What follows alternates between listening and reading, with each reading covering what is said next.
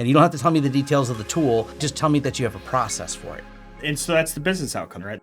Welcome to a special episode of Business Technicalities, because me and Jason happen to be in the same place at the same time. So we're recording here in my studio. And how you doing, Jason? I'm great. How about yourself? Oh, it's been a fun day. Thursdays are management meeting days, so there's a lot going on in our heads. There is a lot going on. And there's a lot we were talking about. You actually had a conversation with Wes Spencer, and It was about selling for the business outcome, not the tools. We've talked about this in varied ways, but I think it's always worth readdressing again, because this is where people get stuck when they're trying to present the value that you're trying to present for your clients of the products you're selling.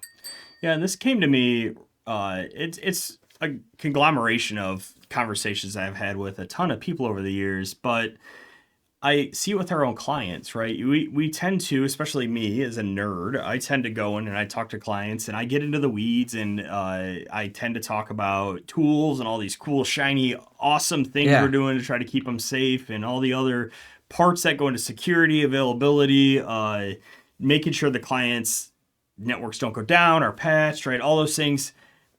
And as soon as you start talking about that stuff, my experience is, unless you get hit one of the clients that tend to be relatively nerdy, in co-managed situations, it's almost always okay to do that. Yeah. Their eyes glaze over. They just don't. They're no longer engaged in the conversation. Yeah, you have to think about it this way. And I've used one of our clients for quite a while, a transportation company, because even though the owner's relatively tech savvy, he's also very compartmentalized, is how I describe his approach.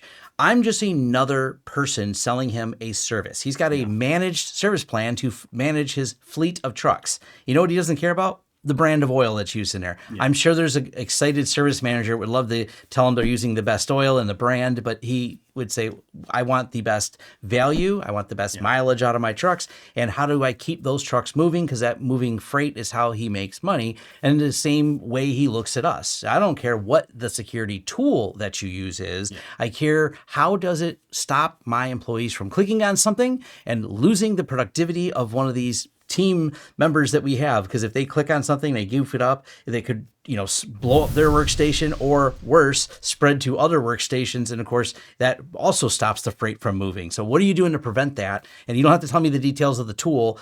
Just tell me that you have a process for it. Yeah. And so that's the business outcome there, right? The business outcome is they need their dispatch, or whatever case it is, system available so that they can do their job, right? So they need it not ransomware, right? They need their email working, right? A lot of these employers, and this is a huge point of contention a lot, right? Where we end up talking tools with them because we use Mimecast now, right? And Mimecast will block an email, and right, they don't care.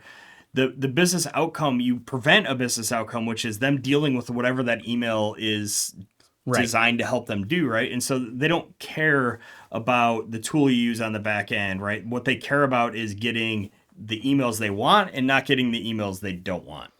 Yeah, and it's just like when you sell the backups. It's all about the business continuity. They don't care that we're using Veeam or some other tool. It's about the business continuity and outcome from this. I actually had a conversation with a business owner. I just ran into them personally and ended up with a good discussion. But we're talking about, hey, do you want this in the cloud? Do you want a warranty on your server? Or server's hitting that 5-year mark? It's not going to be under warranty anymore. Yep. And I'm like, well, it's no problem. You can not have a warranty, but here's the business outcome. If the server breaks, I will have to hunt down parts for an out of warranty server.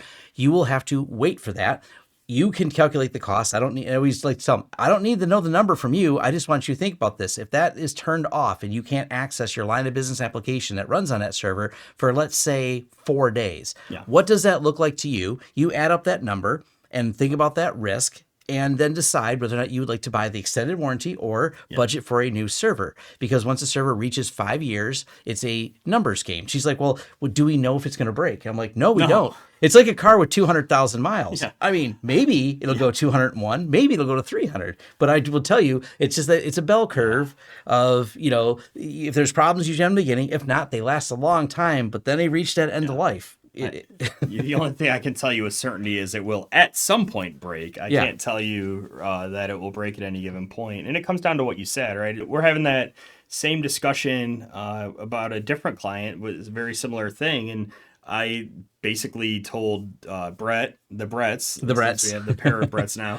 to go have that conversation with them, right? It's not that I can't fix the server. It's that I'm not going to be able to find a motherboard for that 4-year-old Dell server, right? Like Yeah. I'm just not going to be able to find it. So now you're down, not while I hunt, you're down while I source another server, get it in, and get all the data migrated to it, right? And that is not a good place to be. Yeah. So you just kind of pitch it that way. It's not like I'm just trying to sell you a new server, because Yeah. that's what the client will think. Well, of course you're trying to sell me a new server. That's expensive and you seem to make some money off that deal. You just let them know, hey, as time goes on, as the warranty is gone, you can't just overnight parts. These are the outcomes. And then I always tell people, if you're in, this is the low pressure sales that I am, if you're fine with that outcome of being down for 4 days, if that's something that doesn't, you're like, cool, I'll just take 4 days off. Cool. We don't have much to talk about, but I rarely meet business owners who go, wait, 4 days of nobody working, and a lot of people have salary. They usually go, oh, this is, I definitely need all these things turned on. Well, the real problem is when they don't realize, they don't actually think through the implications of that. Yeah. And from an outcome standpoint, we can talk that through with tabletops, right? Like, well, okay, well, let's surmise. Well, okay, that's no big deal. I can live without that for 4 days. Yeah. How do you do your payroll? Right. Is your payroll on that server? Like, what does 4 days of not being able to do payroll look Yeah. like? Because even if they go, well, I have an external payroll service, well, how do you calculate the hours? Oh, that's right. They all log in. And you just kind of, tabletop exercises are actually really good, because you're really discussing the business loss that can come from different failures of different equipment and what levels of redundancy they may need. And that's just really what we want to push home, is that point right there. Don't go in walking around talking about the tools. That's what I do on my other channel. Yeah. That's what me and Jason just did on a live stream for an hour, diving into the technical stuff. When it comes to the clients, really just think about how you fit into the business. Remember, you're just another vendor there, just like they have someone doing the parking lot and managing the fleet of trucks for my friend Mark.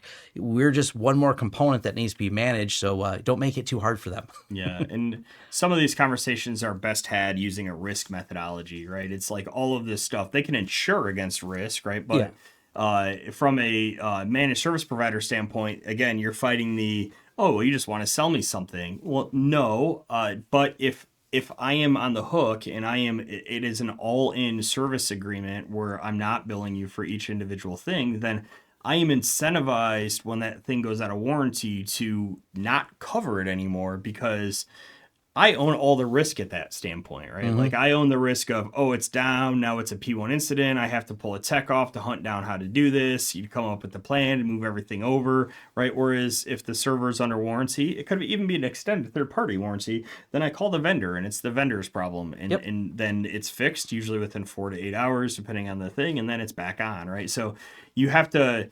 a lot of our industry and a lot of business in general is calculating risk and figuring out who's going to own that risk. And so those are the types of conversations that are the best to be had, I believe. Yeah, definitely do that with your clients. You'll have better outcomes and they'll understand your value. This is the question that comes up, is how do you sell that value to them? It's showing them the actual cost of not using your service. That's a better way to do it.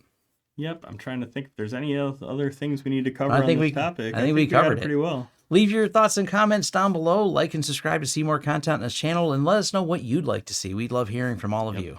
Cool. Thanks. Thanks.